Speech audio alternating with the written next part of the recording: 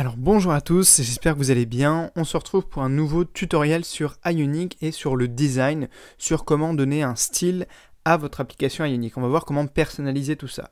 Alors je vous invite d'ores et déjà à ouvrir l'article du blog juste à côté de cette vidéo pour avoir accès à tous les codes sources et je vais rapidement vous faire un état des lieux de tout ce qu'on va voir dans la vidéo. Premièrement, on va voir comment modifier l'apparence de votre contenu dans Ionic et surtout avec quel langage. On va faire une petite introduction au langage CSS.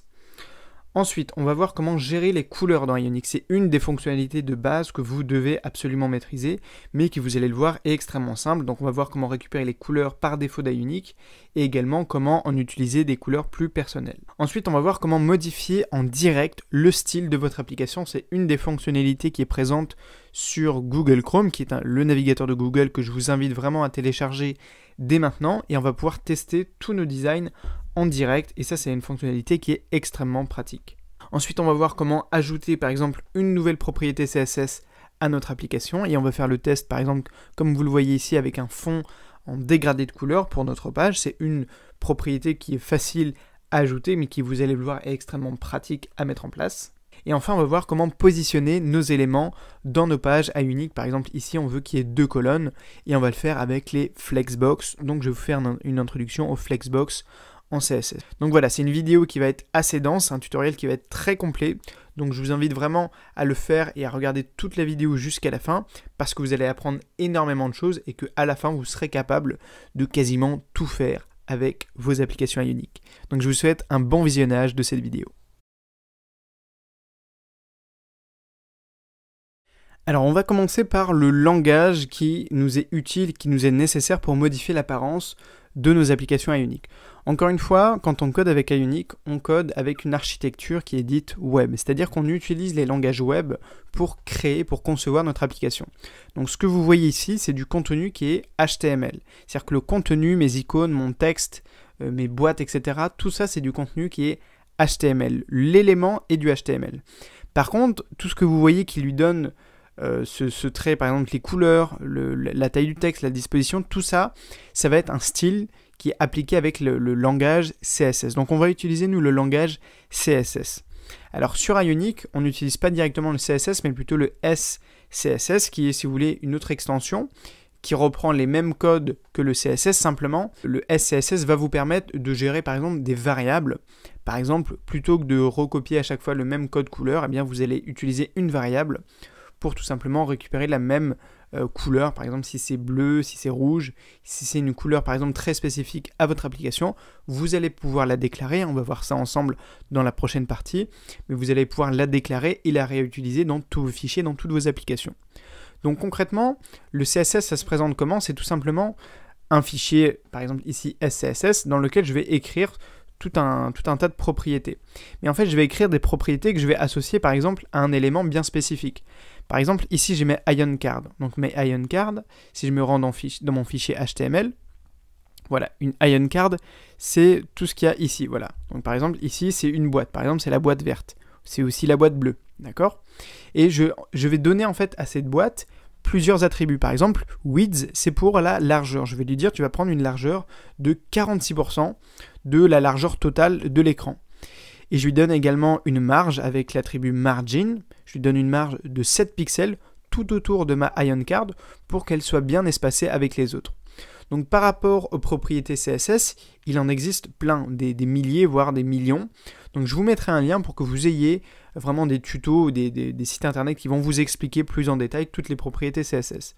Donc si vous voulez, c'est relativement simple à prendre en main. Maintenant, il n'y a rien à connaître par cœur. L'idée, c'est pas de tout savoir faire par cœur, c'est juste de comprendre le fonctionnement pour être autonome le jour J, vous avez besoin d'une nouvelle fonctionnalité. Donc concrètement, je vais associer, par exemple ici, de certaines propriétés CSS à mon élément IonCard, mais on va également voir dans cette vidéo comment créer par exemple des classes. Les classes, c'est quoi? C'est tout simplement, par exemple, si je veux utiliser les mêmes propriétés CSS pour plusieurs éléments, alors ici je peux directement l'appliquer au IonCard, mais si je veux pas que ça s'applique à toutes les IonCard, ça va pas marcher. Donc ce que je peux faire, c'est par exemple déclarer une classe, donc je mets classe, et par exemple je mets card, et si je veux par exemple je peux lui mettre card blue, si je veux afficher par exemple certaines propriétés pour les cartes qui vont être bleues. Et dans mon fichier CSS, au lieu d'écrire carte card bleu comme ça, card blue, je vais mettre un petit point pour faire référence au fait que ça soit une classe, d'accord? Ensuite, j'ouvre mes petites accolades et là, je vais pouvoir entrer mes propriétés. Et par exemple, ici, je peux lui mettre la propriété CSS pour qu'il ait un bord qui soit bleu, par exemple. Donc, je peux mettre border, blue, solid, et on va mettre que ça. Et on regarde ce qui se passe. Tout simplement, il va m'afficher un bord bleu autour de ma carte, ce qui va me permettre de la repérer, par exemple, par rapport aux autres cartes, aux autres Ion Cards. Voilà, donc là, vous voyez que ma première carte, eh bien, elle a un bord qui est bleu.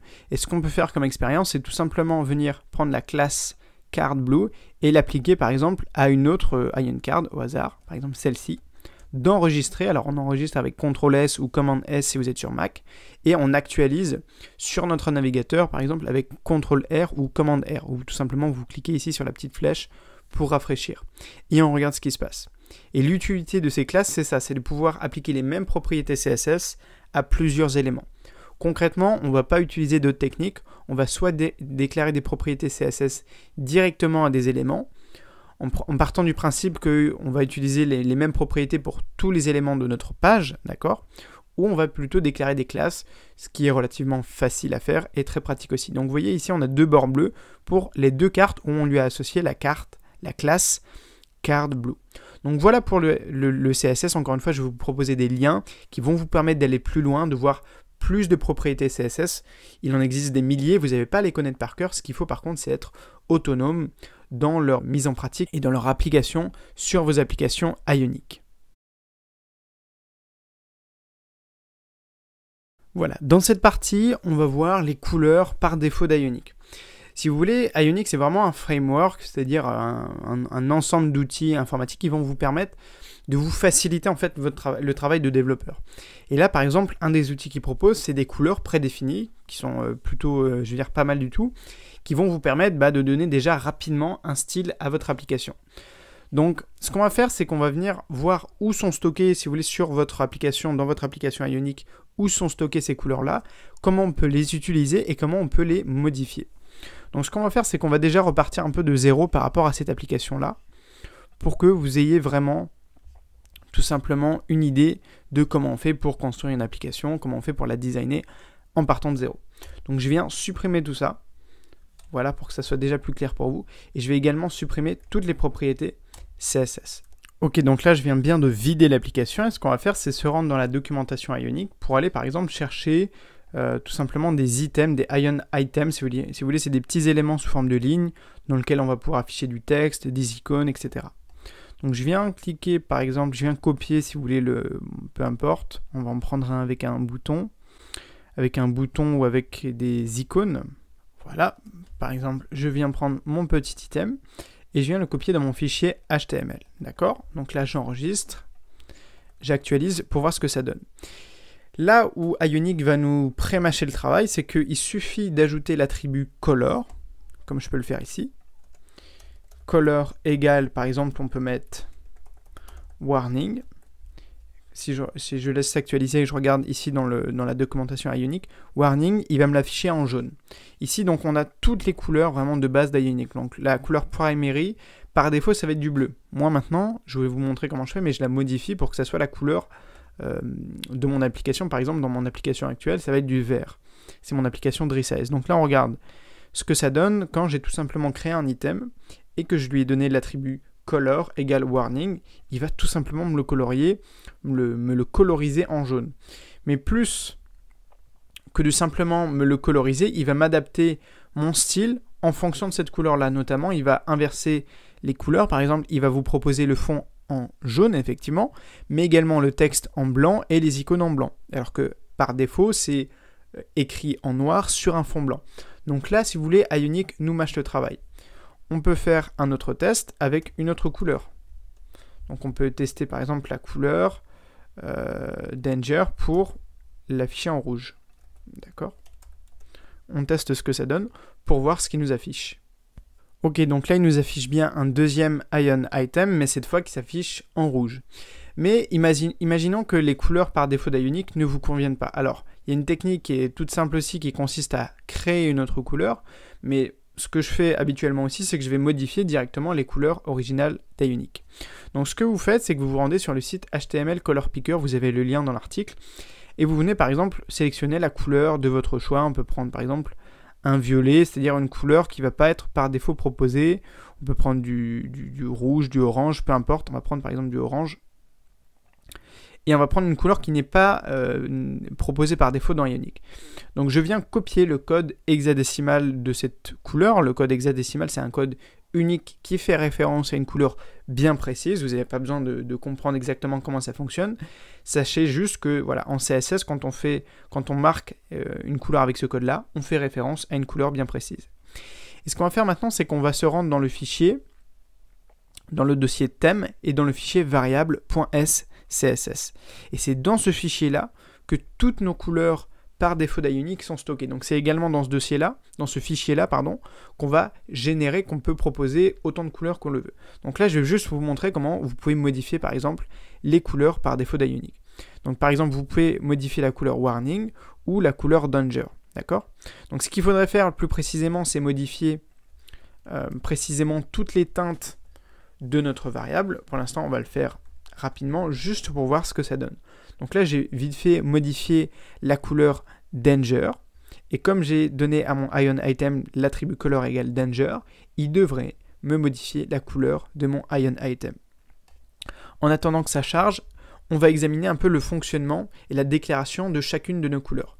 Donc si on prend la couleur danger, il va nous proposer à peu près 6 variables différentes. Donc ça fait un peu compliqué au départ, mais tout simplement il va vous proposer la couleur par défaut, mais également shade et tint, c'est l'ombre et la teinte plus claire. Donc en fait il faudrait toujours prendre par rapport à votre couleur une teinte plus claire et une teinte plus foncée. D'accord? Donc vous voyez que là mon élément il devient orange. Donc ce que je peux faire, c'est venir ici sélectionner une teinte plus sombre. Voilà, donc je peux sélectionner la couleur hexadécimale un peu plus sombre, et je viens remplacer la couleur shade, c'est-à-dire l'ombre. Et je prends la teinte un peu plus claire pour tout simplement la tint, c'est-à-dire par exemple quand un utilisateur va cliquer sur un bouton qui va être de cette couleur, eh bien on va avoir le petit effet éclairci sur le bouton.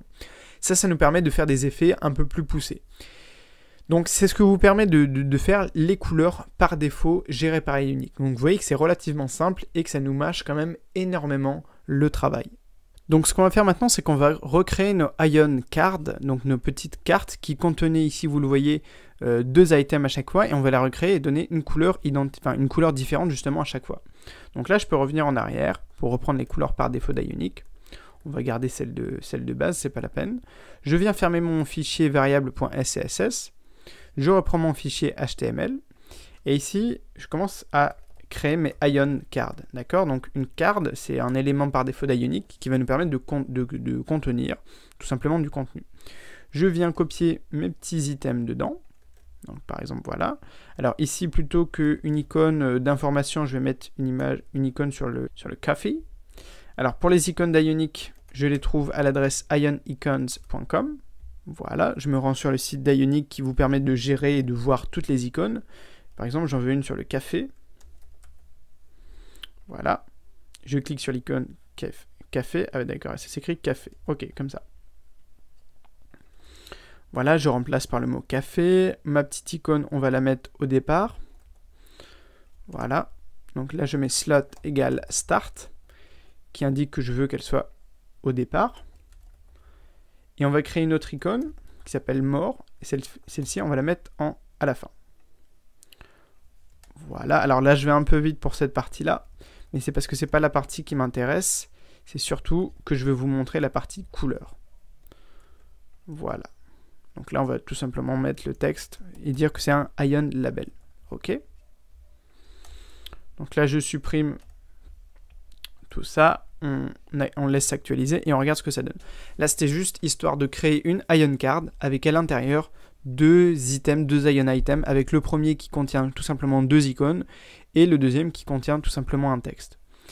L'idée, c'est que en attendant que ça s'actualise, c'est que j'ai créé une Ion Card et je ne vais pas directement donner la couleur à mon Ion Card parce qu'il faut d'abord que je la donne à mes items pour que finalement, au total, ça soit ma Ion Card qui soit colorée. D'accord ? Donc voilà, vous voyez que là, toute ma Ion Card s'affiche en jaune. Et ce qu'on peut faire maintenant, c'est venir copier tout ça et faire un autre test pour que... Alors là, on peut mettre la couleur Danger. On peut regarder faire un autre test. On peut faire, par exemple, Dark. Et regarder ce que ça donne. Dark, tout simplement, ça va s'afficher en noir et avec une écriture qui va être blanche. Du coup, on va avoir blanc sur noir. On peut regarder ce que ça donne. Ok, donc vous voyez que là, on vient d'ajouter une nouvelle carte avec 2 items qui sont identiques, mais cette fois qui ont une couleur qui est totalement différente. Alors, on va passer à la partie suivante. On va voir comment modifier en direct l'aspect, si vous voulez, le design, le style de votre application ou de votre page Ionic. Donc là, on a vu comment rapidement donner des attributs, si vous voulez, donner la couleur à un élément assez facilement. Maintenant, c'est pas possible tout le temps et en fait, ça va marcher quand c'est un élément qui est préconçu d'Ionic, mais quand vous utilisez vos propres éléments HTML, ça va pas marcher. Du coup, là, ce que je vous ai pas montré, c'est que tout simplement, j'ai ouvert mon application en tapant Ionic Serve. Là, j'ai pas tapé Ionic Serve-L. Donc, encore une fois, vous aurez toute la commande précise que j'ai tapée dans l'article. Si vous voulez, par défaut, Ionic va vous afficher, va vous ouvrir votre page comme ceci. Il va l'ouvrir dans localhost, c'est-à-dire il va créer un serveur local, il va l'ouvrir sur votre page tout entière. Donc nous, ce qu'on va faire pour que ça ressemble déjà un peu plus à une application et qu'on puisse travailler dessus, c'est que je viens faire clic droit et tout simplement cliquer sur Inspecter. D'accord? Et voilà ce qu'il va m'afficher. Il va m'ouvrir tout un menu ici latéral. Alors, vous pouvez par exemple ici varier avec l'espace pour qu'il s'affiche à gauche et l'espace de votre menu latéral, mais sinon, il vous propose un petit bouton ici, vous voyez, qui va vous permettre de l'adapter en fait à toutes les tailles de device. Donc par exemple, ici, là, je suis sur un iPhone 6, je peux passer sur un Pixel 2, je peux passer sur un iPad, ou je peux passer sur un iPhone X. Donc là, vous allez pouvoir tester toutes les tailles d'écran, sans exception. Vous pouvez même faire la taille, c'est pas une taille responsive, pour pouvoir en fait adapter à toutes les tailles d'écran que vous souhaitez. Donc moi, je suis assez souvent sur une taille de type iPhone 6 parce que c'est relativement standard et que c'est quand même une des normes aujourd'hui. Donc ça, c'était pour la taille d'écran pour que ça soit effectivement affiché comme sur un smartphone. Maintenant, ce qu'on va utiliser ici, c'est toute la partie éléments. Donc, vous allez cliquer ici sur le petit menu éléments si ce n'est pas déjà fait. Normalement, ça s'affiche par défaut. Et on va venir surtout utiliser la petite flèche là. Sélectionner un élément. Et en fait, ici, on va pouvoir, comme vous le voyez, sélectionner n'importe quel élément HTML de notre application.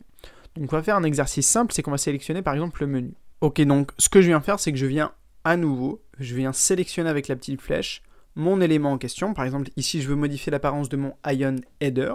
Donc, je viens cliquer ici. Et ce qui apparaît ici, c'est toutes les propriétés CSS de mon élément. Donc là, par exemple, je peux venir taper dans élément.style. Je vais lui ajouter des propriétés CSS qui vont directement s'appliquer à cet élément-là.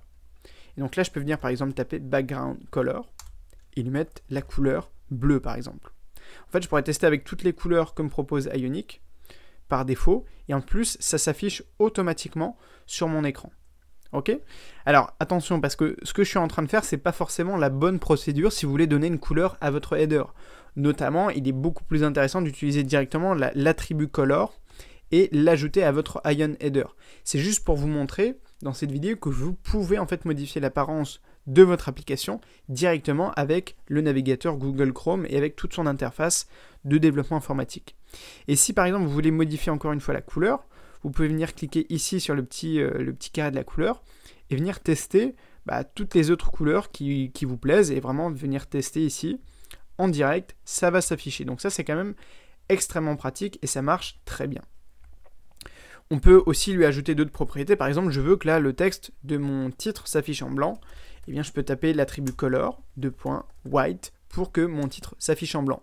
Encore une fois, ce n'est pas la meilleure procédure pour le faire, mais ça fonctionne. Ça vous modifie vraiment l'apparence, tout simplement, de votre application. Donc ça, c'était tout simplement pour vous montrer l'interface de Google Chrome qui vous permet de faire ça sur absolument toute votre application. Ça peut être plus ou moins difficile parce qu'en fait, Ionic propose déjà des propriétés CSS et parfois, il faut écrire par-dessus. Et dans la prochaine partie, on va voir comment, par exemple, ajouter une toute nouvelle fonctionnalité CSS, une propriété CSS, par exemple, comment créer un fond dégradé pour votre page. Alors, imaginons dans cette partie que vous vouliez que tout simplement votre page ait un fond qui soit plutôt en dégradé couleur, peu importe les couleurs que vous voulez. Comment est-ce qu'on va faire? Déjà, on va venir taper sur Google CSS background, voilà, et avec un gradient couleur, d'accord? On va taper gradient color, d'accord? Et on va voir les liens qu'il nous propose. Et le site, d'ailleurs, dont vous avez dans tous les liens dans la description, dans l'article, tout simplement, c'est le site W3School. Ce qui est un site que je vous conseille vraiment parce qu'il est bien, il synthétise bien, etc. Et il va vous proposer toute une documentation en CSS pour vous permettre de faire vos propres dégradés. Donc par exemple, ici, on va regarder un peu le premier exemple qu'il nous propose. Alors, il vous propose « Try it yourself ». C'est pour qu'il vous ouvre tout simplement un éditeur où vous avez à la fois la partie HTML et CSS et le rendu directement sur une page. D'accord? Donc nous, ce qu'on va faire, c'est qu'on va venir copier ça directement. On va venir copier la propriété background color. D'ailleurs, c'est pas exactement la bonne, parce qu'il en propose background image et background color. Alors nous, ce qu'on va faire, on va directement aller dans notre application, et on va venir ici sélectionner notre Ion Content. D'accord? Et on va essayer tout simplement de lui appliquer la propriété background color. Donc si je lui mets par exemple là black, ok, ça fonctionne bien. Il me met bien le contenu de mon image, de ma page en noir. Donc on va dire que ça fonctionne. Ce qu'on va faire directement, c'est qu'on va se rendre dans notre fichier HTML et qu'on va lui associer la classe, par exemple, on veut créer la classe background color, tout simplement pour créer une classe à laquelle on va associer le fait d'avoir un gradient de couleur en fond. Et on va aller déclarer cette classe dans notre fichier SCSS, d'accord?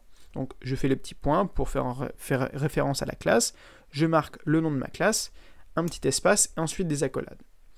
Alors on pourrait directement écrire background color pour par exemple donner une couleur par exemple noire à notre fond. On ne va pas parler directement de dégradé, on va déjà faire tout simplement la couleur.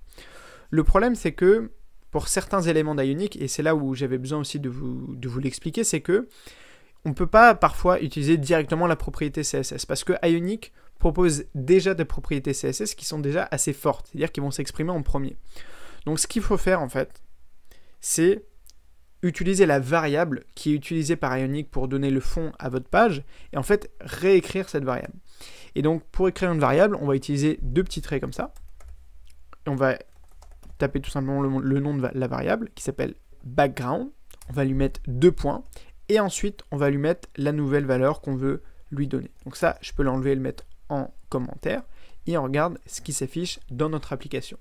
Et cette fois-ci, là ça devrait fonctionner puisqu'on a bien associé notre classe background color à notre Ion Content à qui on a associé la classe background color. Et c'est ça qui va nous permettre de faire en sorte que le fond de notre image, cette fois-ci, s'affiche en noir. Voilà, donc là ça fonctionne bien, on a réécrit par-dessus la variable background d'Ionic, on lui a donné une nouvelle valeur et ça fonctionne bien. Donc ce qu'on va faire maintenant, c'est qu'on va venir copier ici la petite propriété CSS, linéaire gradient, c'est-à-dire un gradient linéaire, et plutôt que de mettre black, on va mettre cette valeur-là. Et on regarde ce que ça donne. Donc là, il va nous faire un dégradé entre du rouge et du jaune, de manière linéaire, qui devrait ici s'afficher rouge en haut et jaune en bas. On regarde ce que ça donne pour voir comment s'affiche notre page. Donc voilà, j'ai bien mon gradient de couleur qui s'affiche bien. Ça fait pour le coup un petit peu bizarre, mais on peut aussi le modifier directement avec notre éditeur de Google Chrome. Donc je viens sélectionner mon élément. Alors attention, parce que là, on a sélectionné une des balises, un des éléments qui est à l'intérieur de notre Ion Content. Il faut bien venir ici sélectionner directement notre Ion Content. Et on voit notre propriété CSS qui s'affiche ici. Donc je peux venir cliquer sur la couleur et la modifier. Par exemple, on peut mettre du vert, du bleu, et modifier les deux couleurs tout simplement de mon dégradé pour tester les modifications en direct. D'accord? Donc ça fonctionne bien, on peut mettre du bleu clair en haut et du bleu foncé en bas pour avoir un dégradé. Ok? Donc ça fonctionne bien. Ce que je peux faire aussi, c'est que je vous ai trouvé une autre propriété CSS pour avoir un dégradé cette fois qui va être sur le côté, c'est-à-dire qu'il ne va pas être linéaire, il va être orienté avec un certain angle. C'est celui que je vous montre dans l'article écrit. Donc je peux l'actualiser pour voir ce que ça donne, mais pareil, ça je ne l'ai pas inventé, je ne le connais pas par cœur, j'ai cherché sur internet comment faire un dégradé CSS un petit peu incliné. Vous avez juste ici à entrer l'angle de votre dégradé, entrer plusieurs valeurs de couleurs différentes avec un pourcentage sur le côté qui va représenter l'emplacement de chaque couleur par rapport à votre dégradé. On regarde ce que ça donne. Donc là, j'ai un dégradé qui est vraiment incliné. On peut faire le même exercice. Alors là, j'ai déjà sélectionné ma couleur. Je peux venir, par exemple, ici, modifier l'angle, par exemple, de mon dégradé. Donc là, c'est subtil, mais vous voyez que ça bouge tout doucement. Voilà, donc là, je peux le mettre, l'inverser complètement. Voilà, donc là, vous voyez que les modifications sont en direct. Et je peux également modifier les couleurs de chacun de mes éléments. Donc voilà, le plus simple, c'est de faire comme ça. En venant ici sélectionner la couleur. Voilà, on peut mettre du violet, du bleu, du rouge, etc. La couleur que vous souhaitez. Du violet. Ici, le jaune, je peux l'enlever, je peux mettre du bleu. Voilà, bleu foncé. Ici, bleu très foncé, par exemple. Voilà. Donc là, on peut faire tous les tests qu'on veut en direct. Voilà, donc on va conclure sur cette partie où on a vu comment ajouter un nouveau style à notre application qu'on avait été chercher sur Google pour faire notre fond dégradé. Et dans cette dernière partie, on va voir comment positionner nos éléments. À savoir, là je vais utiliser les Flexbox. C'est, si vous voulez, un ensemble de propriétés CSS qui vont nous permettre de positionner nos éléments et de les centrer à l'horizontale, à la verticale, les uns par rapport aux autres. Vous allez voir tous les cas de figure. Donc ce que je commence par faire, c'est déjà actualiser ici. Et surtout, je me rends dans ma page HTML. En fait, ce que je vais faire, c'est que je vais créer une boîte. Voilà, une boîte div, c'est-à-dire une boîte vraiment de base. Et je vais lui donner une classe. Et je vais lui donner la classe flex. D'accord? Alors, je fais attention de bien mettre la fin de la balise après toutes mes cartes pour que toutes les cartes, toutes les ion cards soient bien contenues dans ma boîte. Voilà. Et ce que je peux même faire, c'est qu'on va mettre, je vais rajouter voilà, 2 fois plus de cartes. Ion card. Voilà. Je reviens à la ligne et on va juste changer la couleur. Donc, comme couleur, qu'est-ce qu'on a? On a primary, on peut mettre. On va mettre la couleur primary. La couleur secondary. Voilà. On actualise et on regarde ce que ça donne. Alors, ce qu'on va faire, c'est que toutes les classes que je vais ajouter, je ne vais pas les écrire directement dans mon fichier CSS. Je vais d'abord vous faire la démonstration directement depuis notre éditeur, depuis notre inspecteur de Google Chrome. Voilà, donc vous voyez que là, j'ai plein de boîtes qui me sont proposées. Alors, ce qu'on va faire, c'est que, enfin, ce qu'on veut surtout, c'est que nos boîtes, elles prennent 50% de l'espace et qu'elles reviennent automatiquement à la ligne, histoire qu'on ait 2 colonnes, par exemple, séparées. Alors, ce qu'on peut faire pour commencer, c'est avant de parler des Flexbox, on va venir sélectionner ici notre Ion Card. Alors, c'est un peu dur de la sélectionner. Donc, ce que je viens faire, c'est que je viens sélectionner un élément à l'intérieur de ma Ion Card. Et ensuite, ici, je remonte mon code pour chercher ma Ion Card qui se trouve ici. D'accord? Et ce que je vais lui dire dans mon élément.style, je vais lui donner une certaine largeur. Voilà, je vais lui dire width, par exemple, 47%. Voilà. Alors là, ça va s'appliquer que à ma boîte en question, ok? Et ce que je vais lui dire aussi, c'est que je vais lui donner un margin qui soit plus petit, parce que pour voir par exemple les margins, vous voyez qu'en sélectionnant mon Ion Card, ici, alors là vous le voyez peut-être pas bien à gauche, mais ici on peut voir les propriétés, par exemple les margins, c'est-à-dire la marge extérieure qui est assez importante par défaut sur Ionic. Donc je viens réécrire ces valeurs-là, et je vais mettre par exemple une marge de 7 pixels. Voilà, comme ça on va dire que ça va être suffisant. Donc le problème c'est que là ça s'applique que à ma petite boîte tout en haut. Ok? Donc ce que je viens faire, c'est que je viens déclarer ça dans ma page SCSS. Voilà. Donc là je viens taper Ion Card pour mon élément. Et je viens ajouter à toutes mes Ion Cards les propriétés suivantes. Une largeur de 47%. Voilà, j'actualise. Et une marge extérieure de 7 pixels. D'accord? Et on regarde ce qui se passe pour l'instant. L'idée c'est quoi? C'est que maintenant toutes mes boîtes vont s'aligner à gauche et elles vont me prendre eh bien, tout simplement 47% de la largeur. Vous allez aussi comprendre pourquoi j'ai pris 47% et pas exactement 50%. Voilà, donc là elles s'alignent tout à gauche, mais du coup c'est pas encore le résultat qu'on veut.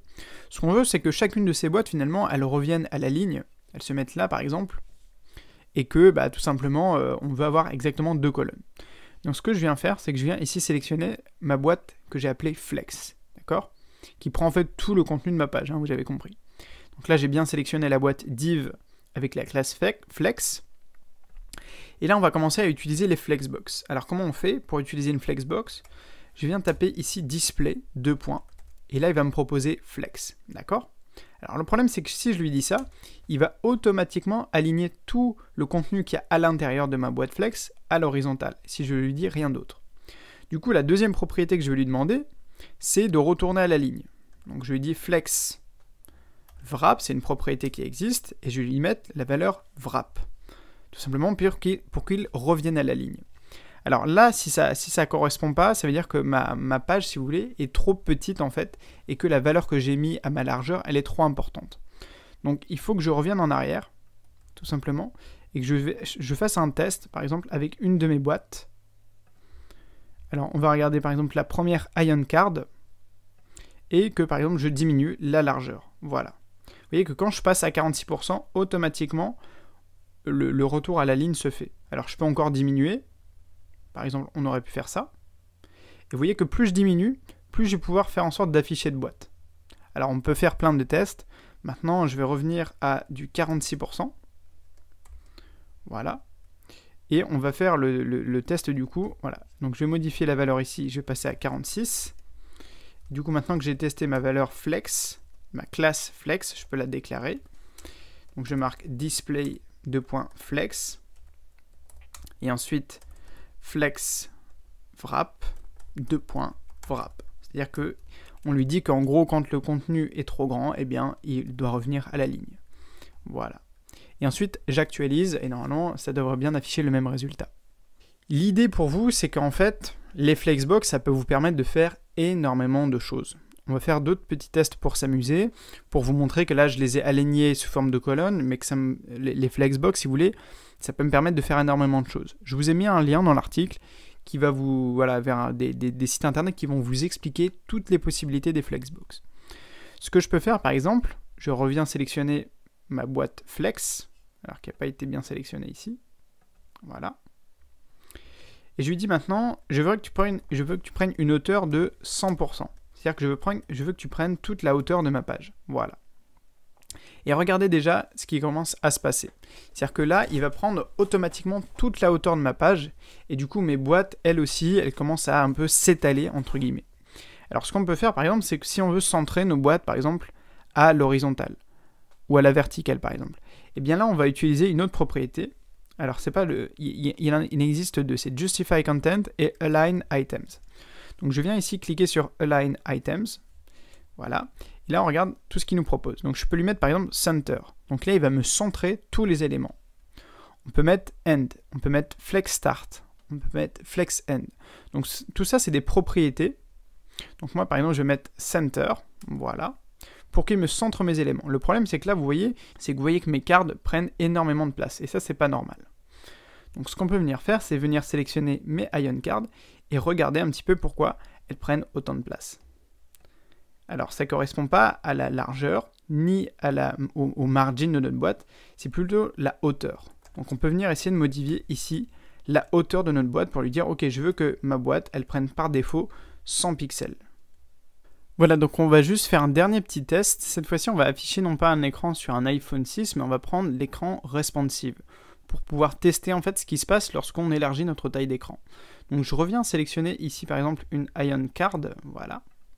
Et si on ne va pas lui mettre une largeur par exemple de 46%, on va lui mettre par exemple une largeur, disons de...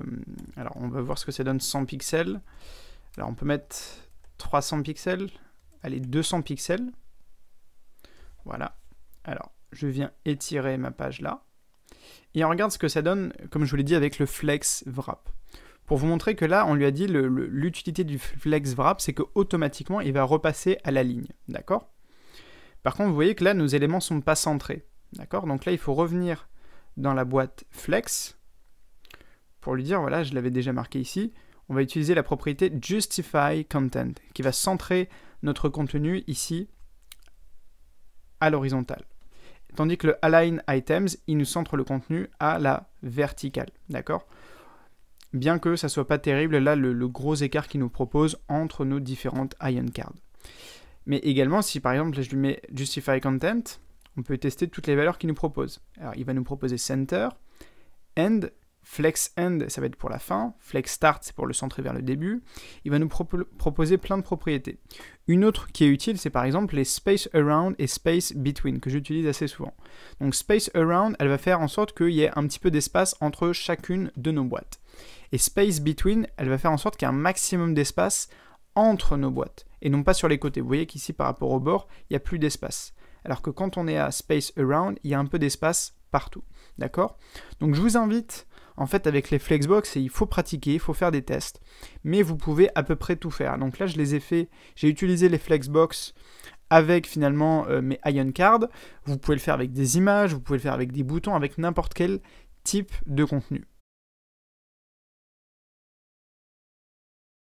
Donc voilà, c'est la fin de cette vidéo, j'espère qu'elle vous a plu, n'hésitez pas à me mettre dans les commentaires ce que vous en avez pensé, si vous avez des questions, vous pouvez aussi les mettre soit en commentaire YouTube, soit dans les commentaires de l'article de ce tutoriel. Je vous invite également à consulter évidemment la partie article et la partie écrite, parce que vous allez avoir accès à tous les codes, toutes les images, tous les liens également dont je voulais parler. Ça va vraiment, je pense que c'est une vidéo qui est très importante, un tuto qui est très important pour vous si vous commencez avec Ionic, et il faut absolument que vous pratiquiez, et donc que vous mettez en application toutes les notions qu'on a vues aujourd'hui. Voilà, moi je vous dis à très vite sur la chaîne YouTube, sur le blog, et surtout n'oubliez pas de rêver très grand. Allez, salut!